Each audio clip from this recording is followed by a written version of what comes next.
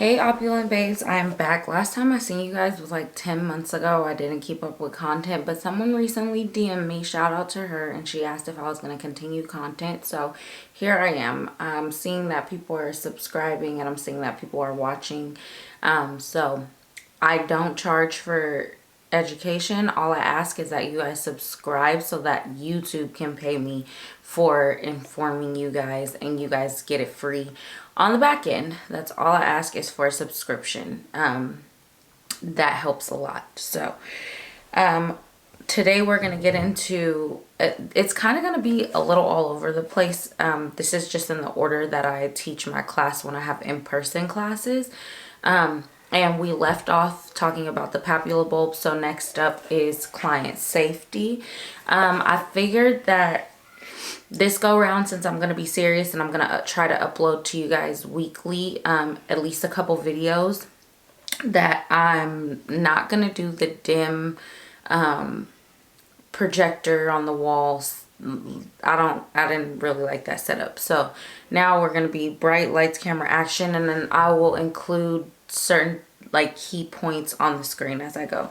So client safety, we're talking about the three main components to ensure a safe environment for your clients. There's a whole lot that goes into client safety, but the top three things are being well trained on how to provide your service. So I say this a lot: be knowledgeable, research, read articles, learn about the field that you're going to take serious, because doing lashes is not just a, oh, this is fun and games. If it works, it works. If it doesn't, no. You're dealing with people's eyes. So you need to invest in the knowledge of what you're going to be doing. Invest time, invest money, invest time and time and time and more time.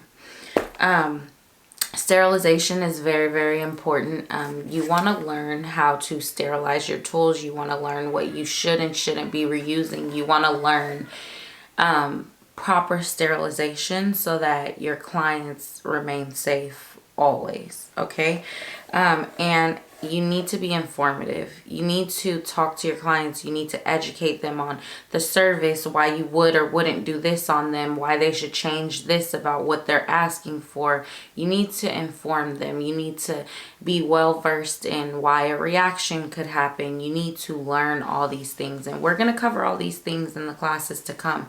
But it's very important that you know what you're doing before you just start taking on a load of clients and then something comes up and you can't even answer a question as to why this is happening to a client. You have to be able to inform them, which means you have to invest time in educating yourself so that if a question does arise, you have the answer. Okay, what is our next slide about? Why you should pay for training. Okay, so I think that paying for a hands-on training course in your area, I do hands-on training, but if you're not in my area out here in Cali, I think that paying for hands-on training is something that every lash professional should do at least one time in their career. Okay.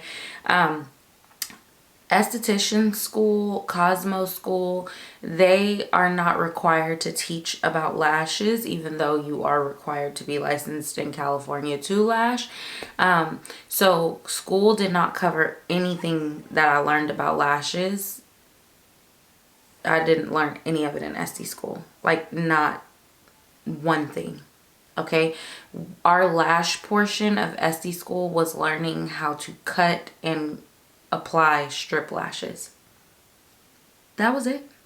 There is no curriculum.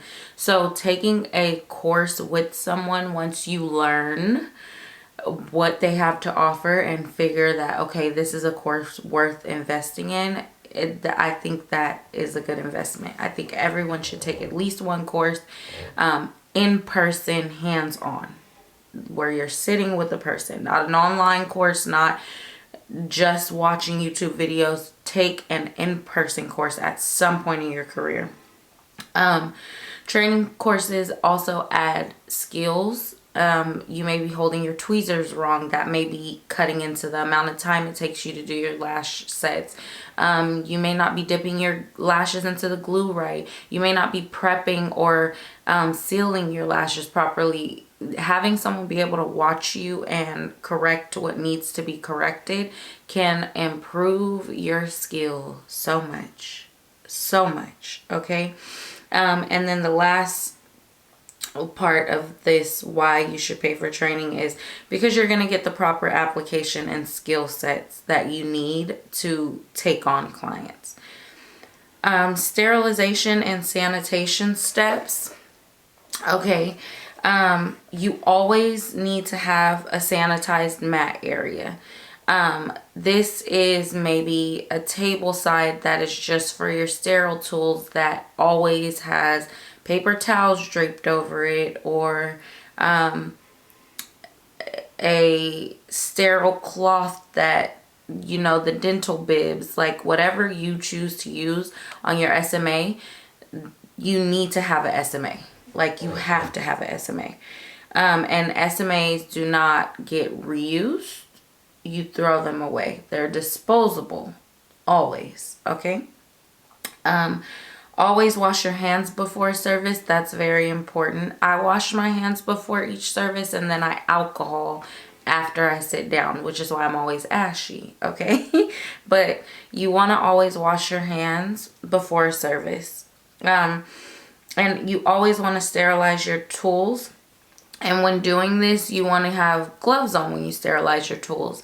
When I sterilize my tools, it consists of washing them, rinsing them, drying them, and alcoholing them, and drying them again. And that is how I've sterilized my tools over the years, and I have been blessed to never have an infection occur. I've had an allergic reaction occur twice, but an infection, never. There's a difference. So I went through the steps of how to sterilize your tool. You can also use Barbicide, but if you are going to use Barbicide, which is, where's my Barbicide bottle? It's not in arm's reach. If you are going to use Barbicide, you need to make sure that you know the correct ratio so that you're not diluting your Barbicide too much to where it's not effective. The correct ratio for Barbicide will always be on the back of the bottle. Always. I think Barbicide is an amazing, what is it called?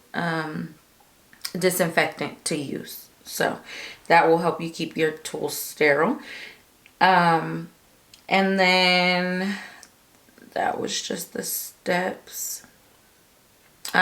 You always want to spray and wipe down your SMA area, whatever your SMA is going to go on top of, whether it's a side table or whatever you use, before and after each service. I lash out of a recliner, so can you see it? Yeah, you guys can't see it. I lash out of a recliner. My recliner gets sprayed down before every new client. So after each client leaves, I'm spraying my recliner down, and I spray my recliner down with Lysol. Have a sick policy in place to ensure the safety of other clients. I don't do sick clients. I do not do sick clients. Ever since COVID, you got one time to sneeze, one time to need to get up and cough your lungs out and have a drink of water, and you're going to have to reschedule. I don't care if we're halfway done with an eye.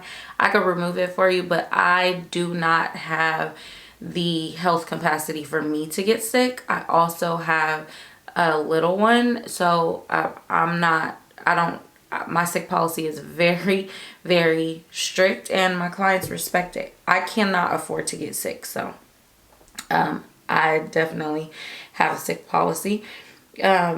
You never ever want to work over swollen or bruised eyes. I have had a client come in with a bruised eye before, and it's like, it's fine, it doesn't hurt. No, I'm not working over that just because it's a liability. You can say that I did this to you. You could say my lashes did this to you, even though we both know that you came in like this. Lord knows what can transpire during a client and professional interaction, or after, if they go home and they're not getting the compliments that they thought, so now all of a sudden they don't like it anymore, even though they loved it when they left, and now you bruised their eye, or you just don't want to take that chance. So you never work over a swollen or a bruised eye, ever, ever, ever, ever, ever, never. You always want to patch test. Okay, so this is like this was a big deal in the beginning of lashes getting super popular, where we would patch test to make sure there wasn't going to be an allergic reaction. I'm not going to lie to you guys, I don't patch test unless it is asked. But I do let people know that if they encounter an allergic reaction, and I give them the symptoms, if your eyes are burning for days at a time, if you're having a headache for days at a time, if your eyes start to itch very bad, if your eyes begin to swell, if you are stuck shut when you wake up in the morning, come straight back to me so I can do a removal and then go seek professional help at the hospital. The reason why I tell my clients to come straight back to me if they're having a reaction versus, oh, just go straight to the ER.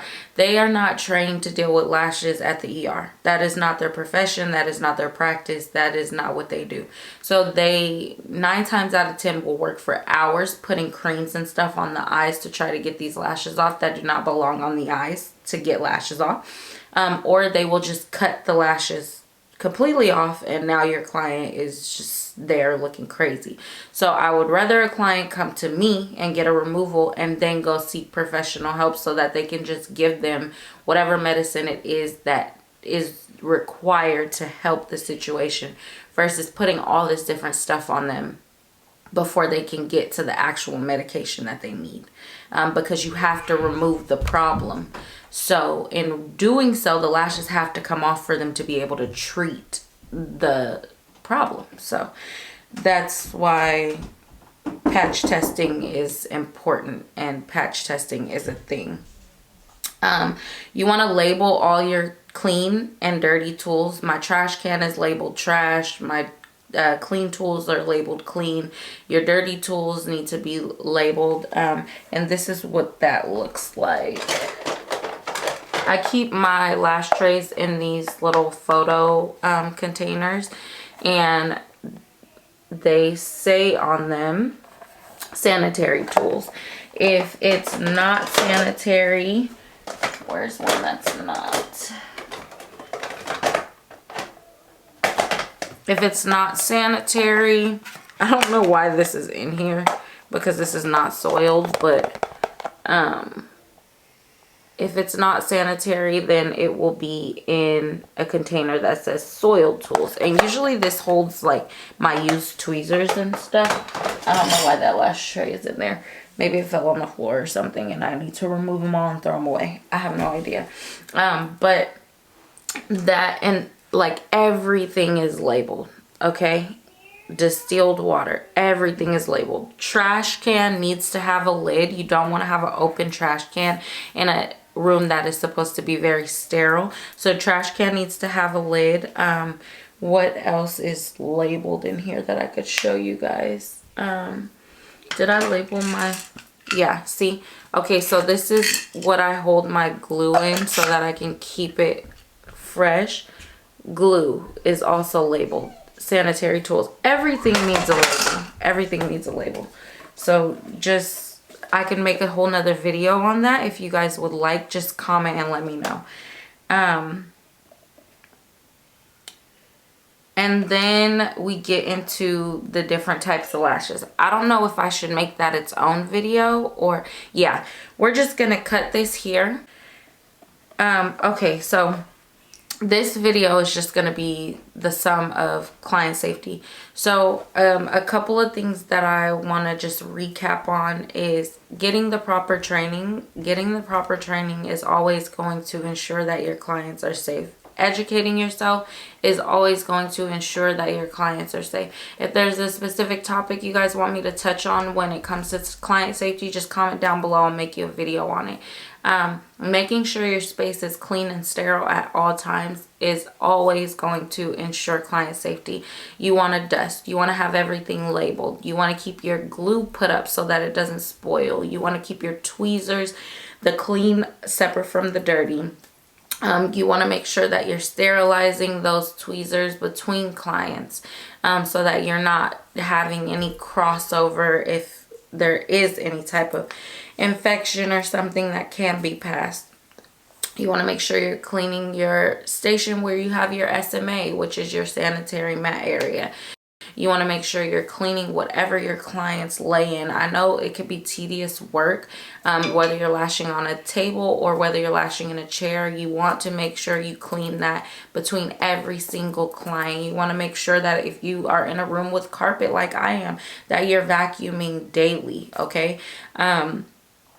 Sanitation and sterilization is super important, super important for the longevity of your business. You don't want to ever have anything happen on your end that someone could blame your business for, because you weren't being clean. So cleanliness is very important at the top of the client safety list, okay? And then you also want to make sure that you're doing a consultation. Have you ever had lashes? Yes. Okay. Have you ever had a reaction to lashes? Because once a person has had a reaction, they are bound to have another one. I've talked about this on TikTok and Instagram. Cyanacrylate in the lash glue is usually what causes a reaction. So there is no just changing the artist or changing the glue. You want to know these things for client safety. You want to make sure that you are speaking to your clients. Don't just let a client come in and then you guys didn't have a conversation. You want to make sure you're having a client waiver. That also falls under client safety. I think I'm getting ready to upload a client waiver to the one that I use. I don't know if I'm gonna put it on Etsy or on the website, whichever one is easier, but I'll eventually have it linked under a video and I'll let you guys know, so that you guys can go get that if you want to use the client waiver that I use. You want to make sure that you are encouraging them to wash their lashes daily and providing the proper lash bath. We are not using baby soap to make lash bath. That is a video within itself. I've talked about that on TikTok as well. You want to make sure that you are doing everything possible to keep your clients safe. It will be the best thing for your business and it will help with the longevity of your business as well. I hope this video was able to help you guys out and teach you a little something about client safety. The next video that we hop in is going to be about the different types of lashes that we have offered to us in the lash industry, what the different names mean and all that jazz. So I will see you guys in my next video. Thank you guys for tuning in. Don't forget to hit that subscribe button, and if you have any questions or anything like that, let me know and I will be glad to help you guys out. Make sure you're following on all platforms. Short form content is also educational. So yeah, I'll see you guys in my next video. Bye, you guys.